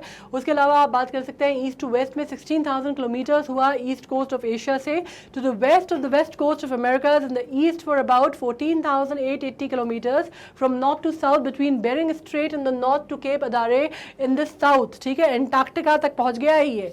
ठीक है, इसके अलावा अगर आप बात करते हैं, अगर मैं इसका अब यहाँ पे तो मैं दिखा नहीं पाऊंगी आपको, लेकिन प्रॉपर हमारे पास अगर ग्लोब होता तो आप देख पाते हैं कि इसका जो शेप है, ओवरऑल शेप इसका ट्राइंगल सा शेप है, अगर इसकी एक्सटेंट अगर आप बोथ हेमिस्फेयर्स में कंसिडर सेपरेटली करते हैं, अगर दोनों में अगर आप अलग अलग देखते हैं इसको नॉर्दर्न और सदर्न हेमिस्फेयर में, तो ओवरऑल जो शेप आता है इसका एक बड़े से ट्राइंगल के तौर पे आता है। ट्राइंगल से मुझे याद आया बर्मुडा ट्राइंगल आपने सुना होगा, वो भी इसी में आता है, पैसिफिक ओशन में आता है। उसकी एवरेज डेप्थ जो है वो मानी जाती है 4572 और मैरियाना ट्रेंच जो है वो डीपेस्ट पॉइंट माना जाता है पैसिफिक ओशन का। ठीक है, अगर आप बात करते हैं कोस्ट की, ईस्ट और वेस्ट कोस्ट की पैसिफिक ओशन की, तो वो कैसे मानी जाती है? वो मानी जाती है आप parallel by the chain of folded mountains and therefore descent from the coast to be the abysmal plain is very deep. Abysmal मतलब जो गड्ढा है, जिसको बोलते हैं ना गहराई जो है, अबिस्मल प्लेन जो है वो बहुत स्टीप माना जाता है इसका। ठीक है, ओशन को अगर आप बात करते हैं, लार्जेस्ट नंबर ऑफ आइलैंड्स जो है वो भी पैसिफिक ओशन में, बहुत सारी चीज़ें हैं, तकरीबन 2000 आइलैंड्स जो है वो पैसिफिक ओशन में आते हैं। इसके अलावा आप ये बात कर सकते हैं कि वेस्टर्न कोस्ट, इसके जो आइलैंड हैं उनको ग्रुप में भी बांटा गया है, वो हम आगे बात करेंगे। इसमें आप ये भी पॉइंट आउट कर सकते हैं कि वेस्टर्न कोस्ट जो है वो बहुत ज़्यादा, उसकी जो खासकर वेस्टर्न कोस्ट है वहाँ पे बहुत ज़्यादा आइलैंड हैं, काफ़ी सारे आइलैंड स्टडेड हैं और island arcs and festoons, while the eastern coast has only few island. मतलब आप कह सकते हैं वेस्टर्न कोस्ट जो है इसकी, वो ज़्यादातर इसके आइलैंड्स जो है वहाँ सिचुएटेड है। ईस्टर्न में बहुत ही कुछ फेस्टफुल ऑफ आइलैंड्स हैं, लेकिन तकरीबन सबसे ज़्यादा आइलैंड्स जो है वो इसी में है, 2000 आइलैंड्स हैं और इसी वजह से इसके आइलैंड्स को ग्रुप किया गया है, ग्रुपिज्म किया गया है। ठीक है, अब आइलैंड अगर आप बात करते हैं पैसिफिक के, तो 3 कैटेगरीज में है। कॉन्टिनेंटल आइलैंड है, ठीक है, जिसमें आप बात कर सकते हैं ब्रिटिश कोलंबिया का आइलैंड आ जाता है, इसमें कनाडा का आ जाता है, चिलियन आइलैंड्स आ जाते हैं, काफ़ी सारे आ जाते हैं। ठीक है, आर्क आइलैंड एंड फेस्टून्स हैं, जिसमें आप जापानीज आर्चिपेलागो आ जाता है, फिलीपींस आ जाता है, इंडोनेशियन आइलैंड्स आते हैं, वो आ जाते हैं। ठीक है, ये नाम जो है ना ये थोड़ा सा इंपॉर्टेंट है, इनको ये क्वेश्चंस बन जाते हैं कई बार कि कौन से ग्रुप ऑफ आइलैंड में पैसिफिक के फला फला आइलैंड्स आते हैं। ठीक है, तो ये आपको थोड़ा सा ध्यान रखना है, बहुत ज़्यादा तो नहीं है, लेकिन आप समझ लीजिए कि 3 ग्रुप माने जाते हैं, आइलैंड आर्क्स एंड फेस्टून्स माने जाते हैं, कॉन्टिनेंटल आइलैंड माने जाते हैं, और इसके अलावा अगर आप बात करते हैं स्कैटर्ड स्मॉलर आइलैंड्स जो हैं उनको, मतलब एक तो 2 मेजर ग्रुप है, उसके अलावा फिर स्कैटर्ड आइलैंड्स हैं जो कि छोटे छोटे आइलैंड्स हैं जो कहीं पैसिफिक में जो है वो पूरे बिखरे पड़े हैं, पटे पड़े हैं। ठीक है, तो उनको फिर किस तरह से वो थर्ड पार्ट जो है उसको भी 2 ग्रुप में सब डिवाइड किया गया है। सब ग्रुप्स है उसके, सब कैटेगरीज कौन सी हैं? एक तो रेशियल ग्रुप्स पे डिवाइड किया गया है, जिसमें आप बात कर सकते हैं सोलोमन आइलैंड्स आ जाते हैं, या इसमें फिजी के आइलैंड्स आ जाते हैं। सोलोमन आइलैंड्स आप देखेंगे तो आपको यहाँ पे आप को मैं बताऊँ कहाँ पर आ जाएंगे, जैसे कुक आइलैंड है, टोंगा है, हवाई है, ये जो है ये फिजी है ना, ये इंडोनेशिया है, ये सोलोमन आइलैंड यहाँ पर है, इंडोनेशिया यहाँ पे आ गया, न्यू गिनी यहाँ पे आ गया, फिजी यहाँ पे आ गया। इसके अलावा आप बात करते हैं तो कुक आइलैंड यहाँ पे है, न्यूजीलैंड, ऑस्ट्रेलिया, ये इस वाले क्षेत्र में जब हम बात कर रहे हैं तो वहाँ पे आप आइलैंड समझ रहे हैं, तो उसकी बात हो रही है। इसके बाद अगर आप बात करते हैं तो आइलैंड जो है रेशियल ग्रुपिंग में कैसे नाम है उनके, पहले तो आपने बात कर ली मेलेनेशिया है, एक माइक्रोनेशिया है और एक पोलिनेशिया है। तो कई बार ये क्वेश्चन आ जाता है कि ये किसके नाम है, जब ये आपसे लिखे जाते हैं और पूछे जाते हैं कि बेसिकली मेलेनेशिया क्या है, माइक्रोनेशिया क्या है और पोलिनेशिया क्या है, तो आपको मालूम होना चाहिए ये सब कैटेगरीज हैं of the scattered island across the Pacific. ठीक है, इसमें आपकी गिलबर्ट एंड एलिस आ जाता है जो माइक्रोनेशिया में आता है। पोलिनेशिया की अगर बात करते हैं तो एक कुक आइलैंड आ जाता है यहाँ पे। ठीक है, समोआ आ जाता है, किरीबाती आ जाता है, बहुत सारे आइलैंड इसमें आ जाते हैं। आइलैंड जो है वोल्केनिक मटेरियल और कोरल रीफ की वजह से जो आइलैंड्स बने हैं या उनकी वजह से जो फेमस हैं या उनकी वजह से निर्मित हुए हैं वो कौन से हैं? हवाई का आइलैंड आ जाता है यहाँ पर। ठीक है, इसके बाद अगर आप बात करते हैं वोल्केनिक आइलैंड आ जाता है जिसमें फिजी या फिजी आप कह सकते हैं। इसके अलावा एलिस आ जाता है, कोरल आइलैंड्स इनको कहा जाता है। ठीक है, तो आपको डिवीजन जो है आइलैंड्स का वो पता चल गया। ये साउथ पैसिफिक ओशन और नॉर्थ पैसिफिक ओशन इस साइड लग रहा है, और ये कहाँ पे पड़ रहे हैं आपको? ज़्यादातर जो आइलैंड्स मैंने आपको बताया वो कहाँ पर है? मैरियाना आइलैंड्स और ये सब ये आपको पड़ रहे हैं ट्रॉपिक ऑफ कैंसर और ट्रॉपिक ऑफ कैप्रिकॉर्न के बीच में पड़ते हैं ये, और ये इंडोनेशिया, ऑस्ट्रेलिया, ये ऑस्ट्रेलिया, न्यूजीलैंड, ये जो बेल्ट है इसकी बात हो रही है अभी फिलहाल। ठीक है, इसके अलावा अब हम बात करते हैं इंडियन ओशन की। इंडियन ओशन जैसे कि आपको मालूम है भारत के नाम पे रखा गया नाम है ओशन का। भारत एक पेनिनसुलर कंट्री है, ये आपको मालूम है, सब कॉन्टिनेंट कहते हैं इसको। ठीक है, इंडियन ओशन का जो रीजन है वो ऑफकोर्स इंडिया है, ये हमारा इंडिया है। बाकी अफ्रीका से होते हुए ये पूरा ऑस्ट्रेलिया का जो पार्ट है ये कवर करता है। ठीक है, तकरीबन अगर आप इसकी स्क्वायर किलोमीटर में बात करेंगे तो तकरीबन ये 7 करोड़ 54 लाख स्क्वायर किलोमीटर के आसपास का एरिया इसका माना जाता है। है, अप्रोक्सीमेशन में आपको बता रही हूँ मैं, ठीक है। और इसको स्मॉलर माना जाता है दोनों ही आइलैंड से, पैसिफिक और अटलांटिक से छोटा है, तीसरे नंबर पे आता है। और इसका अगर आप बात करते हैं बाउंडेड जो है, आप बात कर सकते हैं एक साइड पे एशिया पड़ता है, एक साइड पे अफ्रीका पड़ता है, एक साइड पे ऑस्ट्रेलिया पड़ता है, ठीक है। और इसको आप कह सकते हैं साउथ ईस्ट में, और एंटार्क्टिका जो है वो यहाँ पड़ता है। तो आप 4 कॉन्टिनेंट्स अगर आप बात करते हैं तो 4 कॉन्टिनेंट्स के बीच में आने वाला ये ओशन है। इसके बाद आप करते हैं इसका जो कॉन्टैक्ट है, डायरेक्ट कॉन्टैक्ट जो है इसका, वो यहाँ पे जब यहाँ पे जाता है तो ये पैसिफिक से मिल जाता है, यहाँ पे पैसिफिक ओशन आ जाता है, तो पैसिफिक से इसका डायरेक्ट कॉन्टैक्ट है, ठीक है। इसके बाद अगर बात करते हैं, अगर आप एंटार्क्टिका से यहाँ पे बात करते हैं तो यहाँ पे फिर इसका काहे से आ जाता है, वो डायरेक्ट वो एटलांटिक से आ जाता है, ठीक है, एटलांटिक से आ जाता है। अब इसकी एवरेज डेप्थ अगर आप बात करते हैं तो तकरीबन 4000 मीटर मानी जाती है, ये औसतन गहराई है, ठीक है। इसके अलावा अगर आप मेजर पार्ट्स की बात करते हैं कोस्टल लैंड्स के इंडियन ओशन की, तो वो काहे से फॉर्म हुए हैं, ब्लॉक माउंटेन्स से फॉर्म हुए हैं। कौन से ब्लॉक माउंटेन्स हैं, ये गोंडवाना लैंड की ब्लॉक माउंटेन्स है, एंड कॉम्पैक्ट एंड सॉलिड है, ठीक है। ये भी क्वेश्चन इंपॉर्टेंट है, इसलिए यहाँ पे दिया गया है आपको। अब अगर आप बात करते हैं coast of the East Indies are bordered by the 4 mountains chains, अगर आप बात करते हैं इसमें मैडागास्कर की बात हो रही है, श्रीलंका की बात हो रही है, ये मेन बड़े आइलैंड्स माने जाते हैं।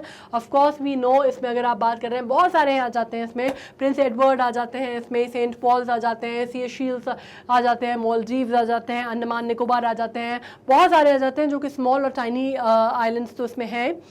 इसमें सीशेल्स जो है ऑफ कोर्स घूमने के लोकेशंस हैं, मालदीव्स लोग जाते हैं, अंडमान निकोबार जाते हैं, काफ़ी सारे आइलैंड्स उसमें भी आ जाते हैं। इंडियन सब कॉन्टिनेंट की अगर आप बात करते हैं, नॉर्थ में डिवाइड करता है इंडियन ओशन को इनटू अरेबियन सी और बे ऑफ बंगाल में, मतलब आपको कहाँ पे मालूम है, ये एरिया आपको ऑफ कोर्स मालूम है, ये अरेबियन सी का एरिया है और ये आपका बे ऑफ बंगाल का एरिया है, राइट, ये इंडिया है, ठीक है। सो of course you know that also.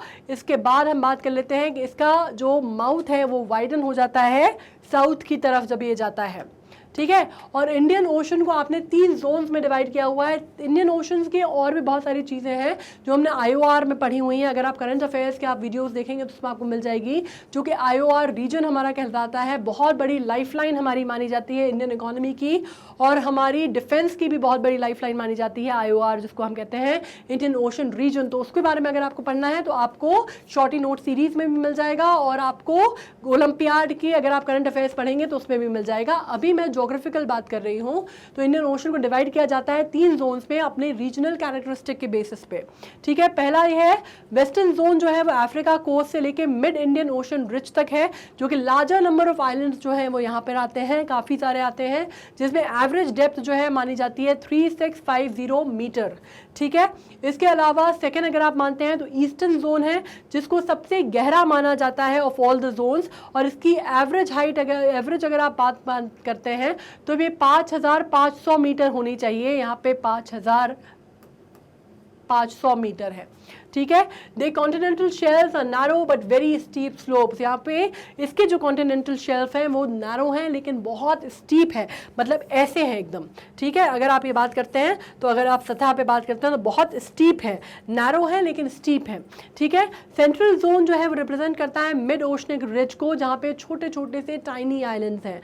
तो यहाँ पे जब हमने जब हम इंडियन ओशन की बात करें तो हमें मालूम है कि हमने इनको 3 जोन्स में डिवाइड किया है। पैसिफिक ओशंस को हमने आइलैंड के हिसाब से सब डिवाइड किया था, ग्रुप्स में डिवाइड किया था। अब हम आ गए हैं माउंटेन्स पे, अब ओशन से हम आ गए हैं माउंटेन्स पे, और हम बात करने वाले हैं रिजेस की, ठीक है।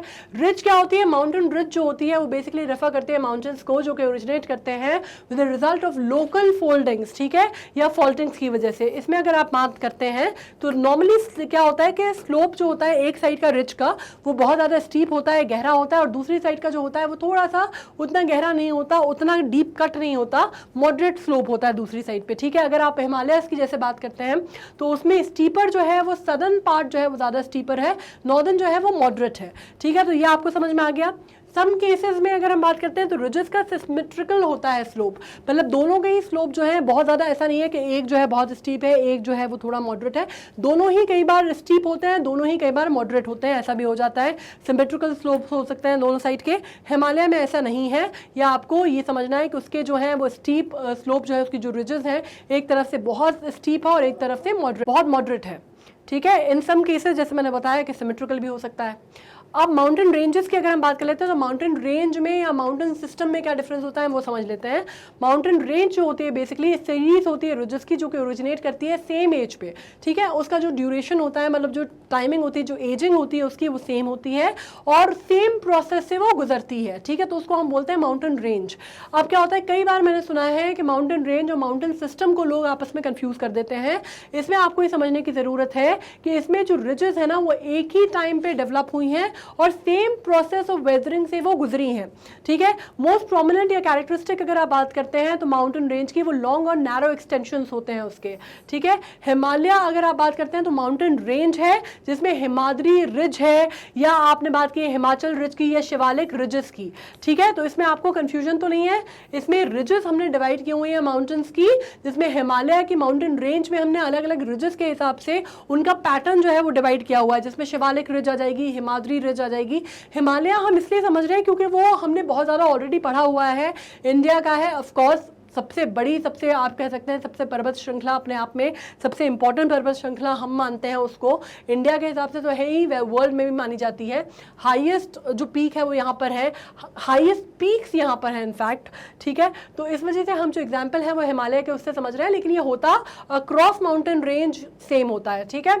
नाउ माउंटेन सिस्टम क्या होता है, माउंटेन सिस्टम की अगर हम बात करते हैं तो इसमें एक ग्रुप रहता है, एक अलग अलग माउंटेन रेंजेस का आप ग्रुप मान सकते हैं, जिसको सिंगल पीरियड में बना हुआ है, सिमिलर है उनके फॉर्म में, ठीक है, स्ट्रक्चर में और एक्सटेंशन में in term of mountain system, लेकिन ये ग्रुप ऑफ माउंटेन रेंजेस है, मतलब अकेला माउंटेन रेंज नहीं है, उसके अंदर जो रिजेस हैं वो तो ठीक है, माउंटेन रेंज के भी अलग अलग ग्रुप्स हैं जो एक साथ आए हैं और एक साथ वो जो आप कह सकते हैं सिंगल पीरियड में फॉर्म हुए हैं और एक ही तरह का स्ट्रक्चर या एक्सटेंशन देखा है उन्होंने over the years of building up, right, और उसको हम बोलते हैं माउंटेन सिस्टम। इसमें आपका नेवाडा जो है, जो बेसिन रेंज ऑफ नेवाडा जो कि यूएस में है, वो इसका सबसे अच्छा एग्जाम्पल है, आप मान सकते हैं। रॉकी माउंटेन सिस्टम जो है वो आप जानते हैं नॉर्थ अमेरिका में, ये बहुत फेमस है। दो अगर आप इसमें याद कर लेंगे ना, अगर आपको ये क्लियर हो जाएगा, कई बार इस तरह के क्वेश्चंस पूछे जाते हैं कि नेवाडा जो है ये रॉकी क्या है, ये कौन से माउंटेन्स हैं, ये कौन से उसमें फीचर करेंगे, ये किस कैटेगरी में फॉल करेंगे, तो ये अगर आपको मालूम है तो उसके पीछे आपके आंसर जो है काफ़ी सारे सही हो जाएंगे। इनफैक्ट जो मैंने मॉक में भी अगर आप बात करेंगे, कुछ पुराने अगर आप जीके के पेपर्स भी देखेंगे तो आपको अक्सर पूछा जाता है, हिमालय के बारे में पूछा जाता है कि यंग फोल्ड माउंटेन्स है या नहीं है, न्यू फोल्ड माउंटेन्स कौन सी हैं, न्यू मेड माउंटेन या माउंटेन रेंजेस में कौन सी आती हैं, ये कौन सी रिजेस फॉल करती हैं, या कौन सी अगर आप बात करते हैं तो माउंटेन सिस्टम में कौन से आते हैं। तो आपको अगर ये डिवीजन पता है तो आपके लिए काफ़ी चीज़ें आसान हो जाएंगी। अब तीसरी हम बात कर लेते हैं, इसमें हम माउंटेन चेन डिस्कस करने वाले हैं, ठीक है। माउंटेन चेन क्या होती है, अब माउंटेन चेन जो होती है वो माउंटेन रेंजेस होती हैं जो कि डिफर होती हैं साइज में, और ये एक टाइम पे फॉर्म नहीं होती है ना, इनका जो फॉर्मेशन का पीरियड है वो अलग अलग होता है, तो ये माउंटेन चेन है। तो अक्सर क्या होता है ना, माउंटेन सिस्टम, माउंटेन रेंज और माउंटेन चेन लोग एक ही चीज समझते हैं, लेकिन इनमें डिफरेंस है, ये आपको क्लियर होना जरूरी है, अदरवाइज हर चीज में कंफ्यूज होते जाओगे, ठीक है। अब इसमें चौथी चीज आ जाती है, एक इसको बोलते हैं हम कॉर्डिलेरा बोलते हैं, ठीक है। कॉर्डिलेरा की अगर आप बात करते हैं तो इसमें अगर आप बात करते हैं, ये क्या होती है, ये कम्युनिटी ऑफ माउंटेन्स होती हैं, these are community of mountains, जिसमें माउंटेन रिजेस भी आ जाती हैं, रेंजेस भी आ जाती हैं, चेन भी आ जाती हैं और माउंटेन सिस्टम्स भी आ जाते हैं। तो इसमें जितनी भी चीज़ें हमने पढ़ी, प्रकार हमने पढ़े, वो सब कुछ किसके अंदर आता है, कॉर्डिलेरा के अंदर आता है, ठीक है। और बेस्ट एग्जाम्पल इसका कौन सा है, वेस्टर्न कॉर्डिलेरा माना जाता है, जो कि western part of north America में माना जाता है, ठीक है। तो ये चीज़ आपको क्लियर हो गई है, ये चीज़ क्लियर हो जाएगी तो बहुत सारे कंसेप्ट क्लियर हो जाएंगे, ठीक है। अब मैं आपको बता दूं कि सबसे बड़ी लार्जेस्ट माउंटेन रेंजेस कौन सी हैं, ठीक है। अब इसमें अगर हम बात करते हैं, एंडीज मानी जाती है जो कि 7000 किलोमीटर है, रॉकीज मानी जाती हैं, अगेन ये बहुत फेमस है, 4830 किलोमीटर, ग्रेट डिवाइडिंग रेंज मानी जाती है जो कि 3500 किलोमीटर है। इसमें आप मान सकते हैं ट्रांस अंटार्कटिक माउंटेन्स मानी जाती हैं जो कि अप्रॉक्सीमेटली सेम ही है, 3500 किलोमीटर है। उरल माउंटेन रेंजेस मानी जाती हैं जो 2500 किलोमीटर है, और एटलस माउंटेन रेंज मानी जाती है जो कि 2500 किलोमीटर है, ठीक है। एंडीज 7000 किलोमीटर है, आपको मालूम है एंडीज जो है साउथ अमेरिका में इस तरफ पड़ती है, ठीक है। नाउ अगर मैं इसमें बात करती हूँ, उसमें बहुत सारे माउंटेन्स और भी हैं। इसमें हिमालय जो अपनी बात करते हैं उसको आप 2400 किलोमीटर माना जाता है। सबसे बड़ी माउंटेन रेंज अगर आपसे कोई पूछेगा तो आपको मालूम है कि मैं बात कर रही हूँ एंडीज़ की, ठीक है। इसमें और भी बहुत ज़्यादा जाते हैं, वेस्टर्न घाट जो है अगेन इंडिया में आ जाते हैं, एल्प्स आ जाते हैं, अरावली रेंजेस जो है हमारी वो आ जाती हैं। एल्प्स अगेन आपको मालूम है स्विस माउंटेन रेंज है जो कि बहुत फेमस है, तो आप इसको अगर पढ़ लेंगे, इसको आप ना स्क्रीनशॉट ले लीजिए तो आपकी काफ़ी कुछ चीज़ें क्लियर हो जाएंगी। इसमें बहुत इंपॉर्टेंट जो है वो एल्प्स, वेस्टर्न घाट जो बहुत इंपॉर्टेंट है उनके बारे में बोला जाता है, या अरावली रेंजेस क्योंकि इंडिया की हैं तो ज़्यादातर क्वेश्चन जो है वो इस तरह के भी आ जाते हैं, ये सब चीज़ें आ जाएंगी।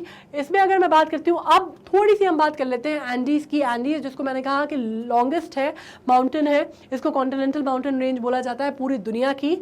इसमें अगर आप बात करते हैं हाईएस्ट माउंटेन रेंज भी कहलाती है outside of the Asia with the average height of 4000 meters, और हाईएस्ट पीक जो है इसकी वो आप बोल सकते हैं माउंट कानकोगुआ, ये जो है 6962 मीटर्स ऊंचा है, और ये वोल्केनिक ओरिजिन है इसका, पर ये अभी डॉर्मेंट है। डॉर्मेंट मतलब अभी अब इसमें जो वोल्केनिक इरप्शंस है वो नहीं होते, इसको अभी बोलते हैं ना कि सोते हुए स्टेट में, लाइक डॉर्मेंट स्टेट में है ये, ठीक है। और ये वर्ल्ड हाईएस्ट माउंटेन्स जो है वो आपको एंडीज में मिलेंगे, ठीक है। एंडीज समझ में आ गया। इसके बाद अपन पढ़ लेते हैं उरल माउंटेन्स, इनकी बात अपन कर रहे हैं रशिया कजाकिस्तान वाले एरिया में, और ये माउंटेन रेंज जो है ये रन करती है approximately north to south through western Russia from the coast of Arctic Ocean to the Ural River and the north western Kazakhstan. ये फॉर्म हुए थे ड्यू टू कॉन्टिनेंट कोलिजन, जब ये कॉन्टिनेंट कोलिजन के टाइम पे कहा जाता है कि फॉर्म हुए थे, और super continent Laurasia with the young and weak continent of Kazakhstania, ये जब आपस में कोलाइड हुए थे उस टाइम पे कहा जाता है कि फॉर्मेशन हुआ था इनका, ठीक है। इसके बाद अपन बात कर लेते हैं एटलस माउंटेन की। एटलस माउंटेन रेंज अगेन बहुत फेमस माउंटेन रेंज है, और इसका एरिया उतना बड़ा नहीं है लेकिन इसको काफ़ी फेमस माना जाता है। 2500 किलोमीटर के आसपास आप इसको मान सकते हैं। स्ट्रेच जो है अफ्रीका में है ये, ठीक है। अल्जीरिया, मोरक्को, टूनेशिया ये जो एरिया है वहाँ पर है। टॉप का जो है इसका हाईएस्ट पीक माना जाता है जो कि मोरक्को में है, और ये 4165 मीटर्स है, और ये आता कहाँ पे है, साउथ वेस्टर्न मोरक्को में, ठीक है। और ये जो थे ये अफ्रीका और यूरोप जब आपस में कोलाइड किए थे। अब ये कोलाइड मतलब कब हुए थे आप सोच लीजिए, जब फॉर्मेशन हुआ होगा लैंड का, है ना, जब कॉन्टिनेंटल फॉर्मेशन हुए थे उनकी टाइम की बात हो रही है, जब ये आपस में कोलाइड हुए थे उस टाइम पे कहा जाता है कि ये जो रेंज है ये तब बनी थी, तब फॉर्म हुई थी।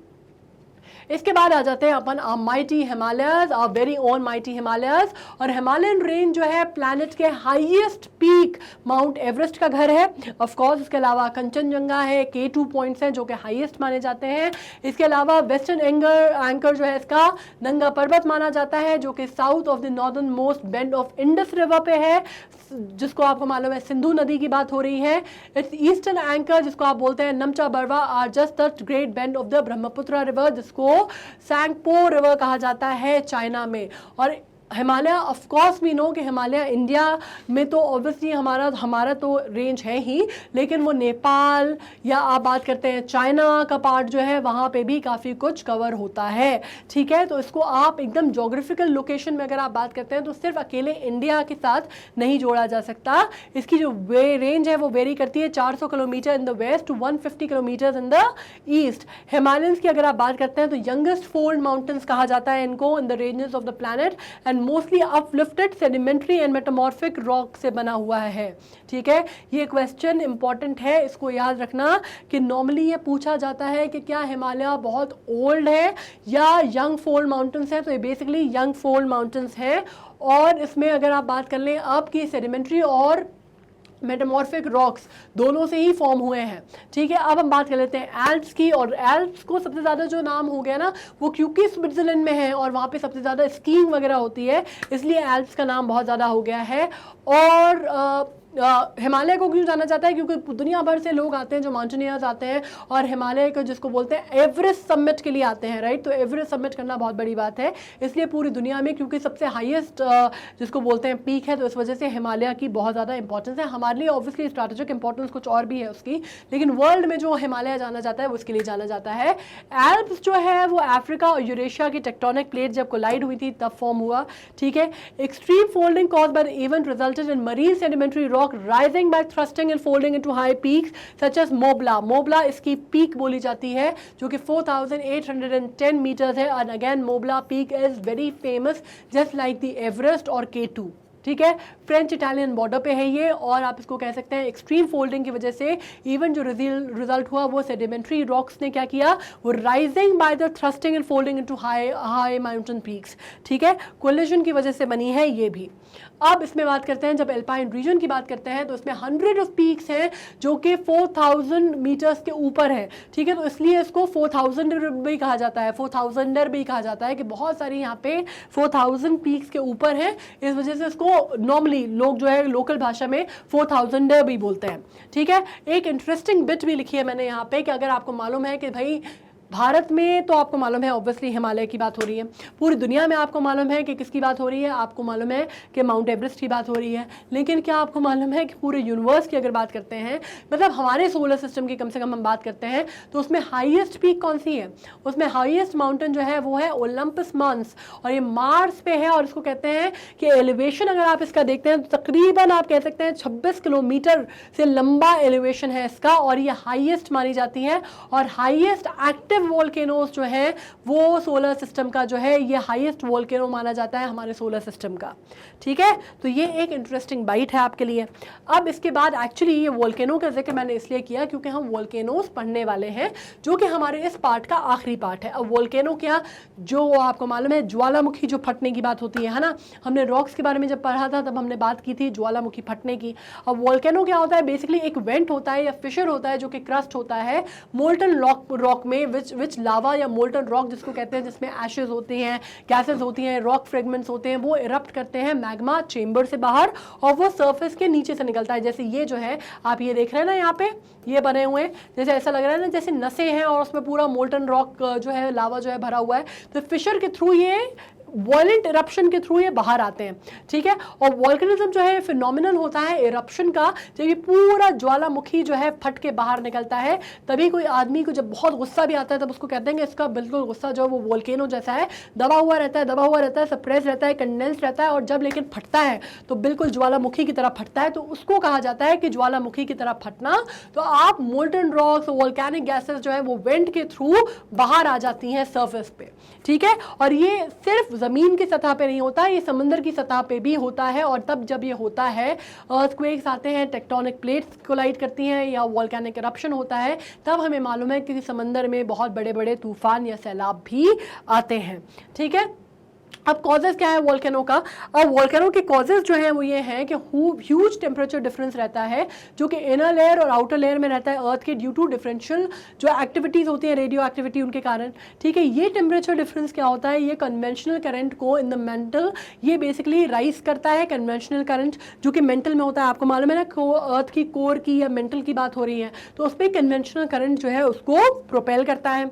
उसके कारण क्या होता है, कन्वेंशनल करंट जो है मेंटल में वो कन्वर्जेंट एंड डाइवर्जेंट बाउंड्रीज जो कि वीक जोन्स हैं वो क्रिएट करता है, और उसके बाद at the divergent boundary molten, semi molten and sometimes gaseous material appears on surface at the first available opportunity. और जब ये पूरा हो जाता है तो क्या होता है कि जैसे ही वो वेंट होता है या फिशर होता है, उसमें से नीचे से जो ज्वाला है वो निकल के फूट जाता है बाहर, ठीक है। और अर्थक्वेक है में expose fault zone through which magma में एस्केप, ये कब होता है, फिशर टाइप वोल्केनो में होता है, ये हमेशा नहीं होता, ये फिशर टाइप वोल्केनो में होता है कि जब अर्थक्वेक आता है, ठीक है, आपको मालूम है, तो वो ये एक्सपोज कर देता है इन फॉल्ट जोन को जहां से मैग्मा जो है वो एस्केप कर सकता है, तो ये फिशर टाइप वोल्केनो में होता है।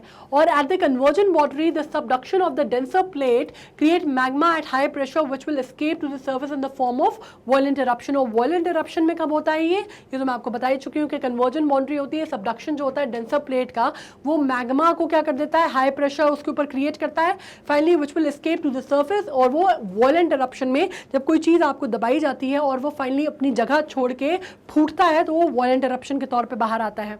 ये चीज़ हमने समझ ली।